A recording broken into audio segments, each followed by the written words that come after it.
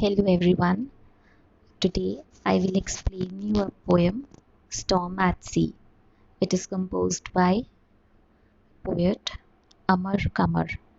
This is from class 7 book and this is also a requested video. So here we begin. So it's Storm at Sea by Amar Kamar.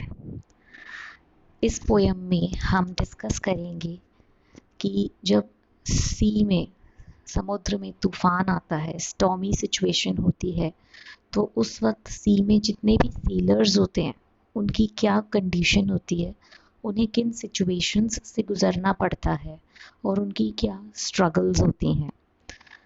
तो चलिए शुरू करते हैं। Crashing waves, smashing seas, bringing sailors to their knees as they struggle to save their lives, hoping and praying help arrives. First paragraph में आपको बताया गया है कि स्टॉर्म किस तरह का है। क्रैशिंग वेव्स, स्मैशिंग सीज, मतलब वेव्स को क्रैश करता हुआ, समुद्र को स्मैश करता हुआ, धकेलता हुआ, धक्के मारता हुआ और ऊंची नीची लहरें क्रिएट करता हुआ।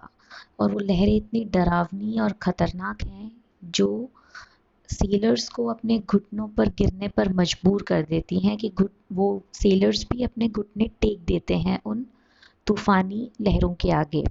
घुटने टेक देना एक ईडियम है, एक मुहावरा है जिसका मतलब होता है हार मान लेना। बट यहाँ पर वो सेलर्स जो हैं पूरी तरह से हार नहीं मान रहे हैं। हालांकि स्टॉर्म जो है वो पूरी कोशिश कर रहा है सेलर्स को हराने की, उन्हें सप्रेस करने की, दबाने की, लेकिन सेलर्स जो है वो लगातार इस स्टॉर्म से लड़ रहे हैं, जूझ रहे हैं और ये होप कर रहे हैं, प्रे कर रहे हैं कि उनके पास जल्द से जल्द एड या हेल्प पहुंच जाए। स्ट्रगल कर रहे हैं बहुत ज़्यादा, लेकिन साथ ही उम्मीद कर रहे हैं कि उन्हें कहीं से कोई मदद मिल जाए। अब इस पोम में अगर आप नोटिस करेंगे तो राइमिंग स्कीम जो है वो है AABB, यानी कि पैराग्राफ की पहली 2 लाइंस के लास्ट वर्ड्स सेम राइम कर रहे हैं, फिर लास्ट 2 लाइंस के लास्ट वर्ड्स सेम राइम कर रहे हैं। तो यही है इसकी राइमिंग स्कीम। राइमिंग स्कीम होती है कि जो पोएम की राइम है वो किस ऑर्डर में चल रही है। तो इस पोम की स्कीम में वो AABB के फॉर्म में है। Okay. The stormy seas as dark as coal, preventing the sailors from reaching their goal. Battered and bruised, but still they fight, staring ahead into the dead of night, rocking and rolling as they try to stand, hoping against hope that they soon reach land. ये second paragraph है आपकी pome का और यहाँ पर first line में simile use किया गया है। सिमिली फिगर ऑफ स्पीच है। फिगर ऑफ स्पीच है जिसमें हम फिगर ऑफ स्पीचेस पोम्स में और दूसरे लिटरेचर वर्क में यूज़ करते हैं, जिससे हमारी जो पोम है या कोई भी लिटरेरी वर्क है वो ब्यूटिफाई हो जाता है और खूबसूरत हो जाता है, और हमारी जो कहने की, हम जो बात कहना चाहते हैं वो और इफ़ेक्टिवली कन्वे होती है रीडर तक। तो यहाँ पर स्टॉर्मी सी को, समुद्र को, जो कि तूफ़ान वाला समुद्र है, नॉर्मल समुद्र नहीं है, इस वक्त तूफ़ान वाला जो सी है उसको कंपेयर किया गया है कोल से, कोयले से, क्योंकि वो बिल्कुल कोयले के जैसा काला है। यहाँ पर जो डार्क वर्ड है वो क्या सिंबलाइज कर रहा है? वो सिंबलाइज कर रहा है power, fear, mystery, strength, death भी, ईविल या फिर एग्रेशन। मतलब कि गुस्सा, जो नेचर का गुस्सा है जो स्टॉर्म के रूप में आ रहा है। इसके अलावा पावर, क्योंकि वो स्टॉर्म बहुत पावरफुल है कि सेलर्स उसके आगे उनका कोई ज़ोर नहीं चल रहा। और फियर, उससे स्टॉर्म के वजह से वो इतना भयानक स्टॉर्म है कि सेलर्स के अंदर डर आ गया है, फियर आ चुका है। और डेथ। ऑब्वियसली बहुत स्टॉर्म्स ऐसे होते हैं जिनमें जान का खतरा होता है और कई सेलर्स की जान स्टॉर्म्स में जा भी चुकी है। तो डार्क एज कोल, जब समुद्र में तूफान का मौसम होता है तो आसमान में बादल घिरे होते हैं और सी में और जितनी भी सनलाइट होती है वो सब छुप जाती है, तो अंधेरा सा हो जाता है एक आसपास, और ओशन में भी, पानी में भी आपको अंधेरा ही नज़र आता है। तो जो सिचुएशन होती है कि बारिश है, लहरें तूफानों भरी हैं, बहुत ऊंची ऊंची लहरें हैं, वो सब बहुत डार्क सिचुएशन है, इसलिए उसे कोल से कंपेयर किया गया है। सिमिली वो होता है जिसमें हम एक चीज़ को दूसरी चीज़ के कंपेयर करके उसमें उन दोनों में सिमिलैरिटी बताते हैं। यहाँ पर सी को कोल से कंपेयर किया गया है, स्टॉमी सी को। Preventing the sellers from reaching there गोल, मतलब गोल यानी कि डेस्टिनेशन, जो उनका अल्टीमेट एम है, जहाँ वो पहुँचना चाहते हैं, वहाँ पहुँचने से वो तूफान उन्हें रोक रहा है। बैटर्ड एंड ब्रूइज्ड, ब्रूइज्ड होता है घायल हो जाना, जब जख्म हो जाते हैं, और बैटर्ड का मतलब होता है बार बार की चोट लगने से इंजर हो जाना, घायल हो जाना। मैंने इन सब वर्ड्स के मीनिंग्स आपको लास्ट में दिए हुए हैं, आप देख सकते हैं। लेकिन इतना सब होने के बाद भी battered and bruised but still they fight, जो सेलर्स हैं वो जूझ रहे हैं, स्ट्रगल कर रहे हैं और उस स्टॉर्म से लड़ रहे हैं, फाइट कर रहे हैं। Steering ahead into the dead of night, steering ahead का मतलब अभी भी वो आगे ही देख रहे हैं, पीछे मुड़ने का तो कोई सवाल ही नहीं है, मतलब वो अभी भी आगे बढ़ना चाहते हैं। उन्हें ये उम्मीद है कि किसी तरह से वो इस स्टॉर्म को पार कर लेंगे और अपने डेस्टिनेशन की तरफ आगे बढ़ेंगे। डेड ऑफ नाइट, यहाँ पर डेड ऑफ नाइट एक यूज़ किया गया है फ्रेज़, जहाँ पर मतलब ये नाइट जो है, ये रात जो है स्टॉर्मी, इसको डेड से कंपेयर किया गया है। कंपेयर हम दो तरह से करते हैं, एक तो सिमिली के रूप में और एक मेटाफर के रूप में। जहाँ पर हम डायरेक्टली कंपेयर करते हैं, जैसे कि एज डार्क एज कोल, वो सिमिली होता है, और जहाँ पर हम इनडायरेक्टली कंपैरिजन करते हैं वो मेटाफर होता है। तो ये मेटाफर है dead of night. Rocking and rolling as they try to stand, यहाँ पर सी वेव्स की और सेलर्स दोनों की बात हो रही है कि जैसे जैसे सी वेव्स जो हैं वो इतनी ऊंची ऊंची उठ रही हैं, उसकी वजह से जो शिप है वो पूरा हिल रहा है, पूरा रॉक एंड रोल कर रहा है। उसके अंदर जितने भी सेलर्स हैं वो भी अपने आप को स्टेबल नहीं खड़ा कर पा रहे हैं, वो भी बार बार गिर रहे हैं, उन्हें भी चीज़ों का सहारा लेना पड़ रहा है ताकि वो टिके रह सके और समुद्र में नीचे ना गिर जाएं।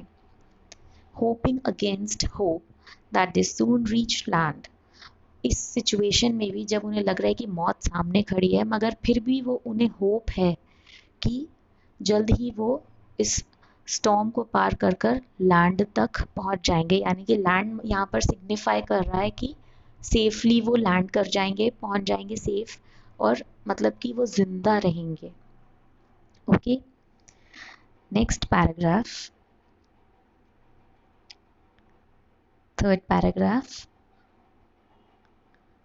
Bleary-eyed from lack of sleep, down in their cabins, huddled like sheep, as they are rocking and rolling down beneath. Weary sailors above resist with gritted teeth. अब देखिए ब्लेरी आइड, ब्लेरी मतलब होता है जब कुछ साफ साफ आपको दिखाई ना दे, अनक्लियर हो। तो यहाँ पर सेलर्स जो हैं उनको ठीक से कुछ दिखाई नहीं दे रहा, और उसका रीज़न ये है लैक ऑफ स्लीप, क्योंकि वो कई दिनों से सोए नहीं हैं, तूफान की वजह से वो बहुत टाइम हो गया है, वो सो नहीं पाए हैं और वो थक चुके हैं। Down in their cabins huddled like sheep, अब यहाँ पर देखिए दोनों लाइंस में कॉन्ट्रडिक्शन है।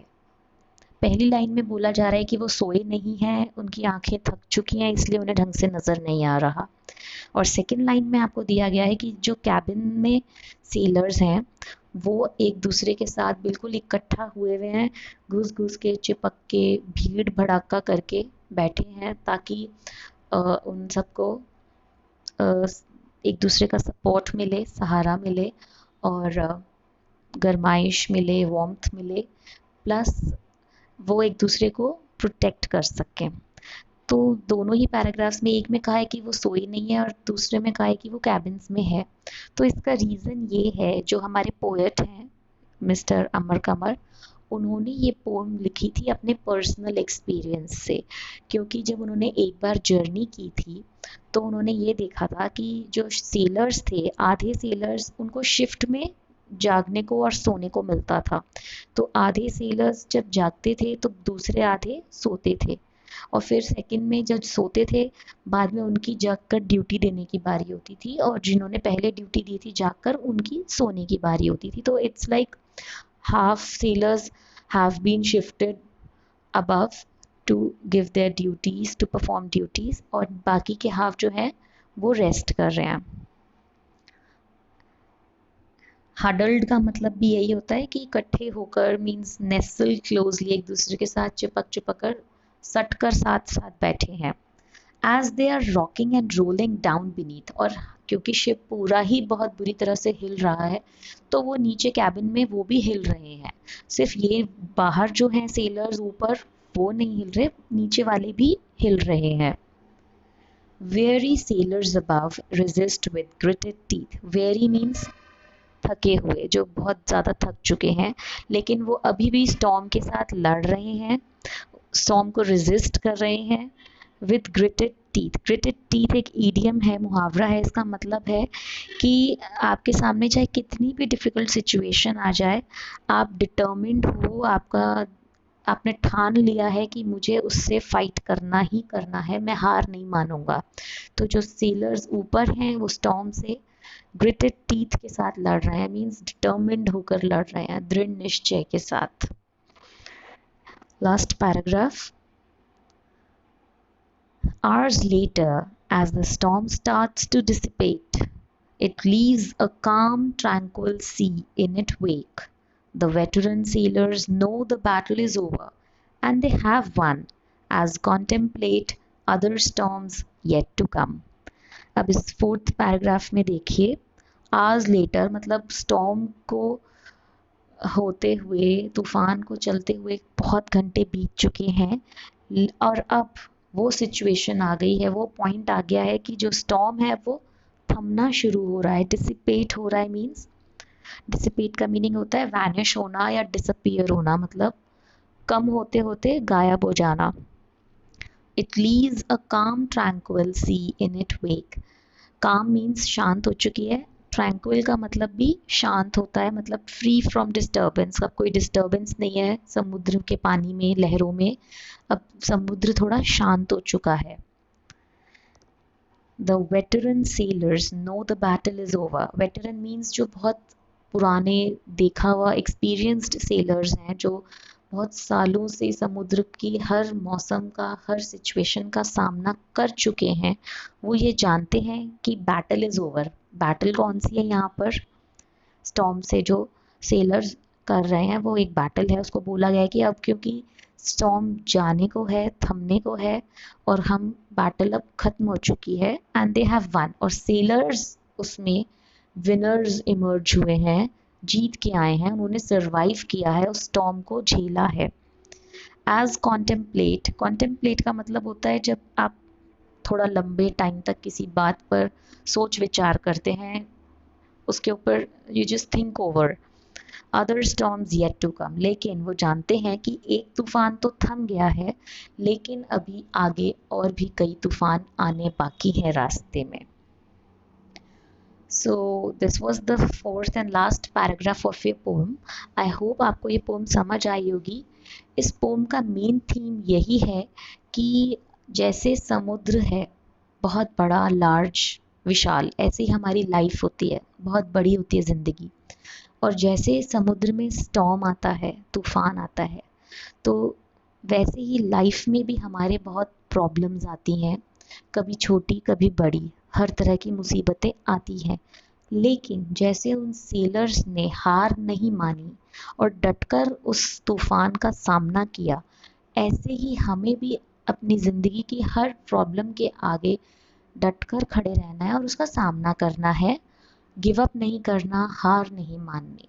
बिकॉज अगर हमने गिव अप कर दिया तो हम सर्वाइव नहीं कर पाएंगे। अगर हमें सर्वाइव करना है तो हमें डिटर्मिन्ड रहना पड़ेगा और उसको फेस करना पड़ेगा। तो ये पोम जो है वो एक तरह से सिंबॉलिक है लाइफ की प्रॉब्लम्स के लिए, लाइफ को रिफ्लेक्ट करती है कि जैसे लाइफ है वैसे ही सी है, और जैसे सी में आती हैं प्रॉब्लम्स वैसे ही लाइफ में भी प्रॉब्लम्स आती हैं। और हम कई बार छोटी छोटी प्रॉब्लम्स को इतना इम्पोर्टेंस दे देते हैं कि बड़ी पर ध्यान नहीं देते, लेकिन हमें छोटी को इग्नोर करके बड़ी प्रॉब्लम्स पर ध्यान देना चाहिए। तो दैट वाज ऑल। यहाँ पर मैंने आपको वर्ड मीनिंग्स दिए हुए हैं। Bleary means unclear, huddled means gathered and nestled closely, battered means injured by repeated blows or punishment, dissipate means vanish or disappear, tranquil means calm or free from disturbance, veteran means experienced, contemplate means look thoughtfully for a long time at. So I hope आपको ये pome समझ आ गई होगी। इससे related अगर और भी कोई प्रॉब्लम है आपको, या कोई क्वेश्चन या कोई क्वेरी या कोई न्यू रिक्वेस्ट आप करना चाहते हैं, तो आप कमेंट बॉक्स में मुझे लिख कर बता सकते हैं। और थैंक यू इस पोम की रिक्वेस्ट के लिए, बिकॉज़ इस पब्लिशर की ये फर्स्ट पोम है, फर्स्ट वीडियो है जो मैंने बनाई है। I am sure and I hope कि फ्यूचर में मैं और भी पोम्स और भी चैप्टर्स लूँगी इस पब्लिशर के, अगर आप रिक्वेस्ट करेंगे तो। And thank you for watching.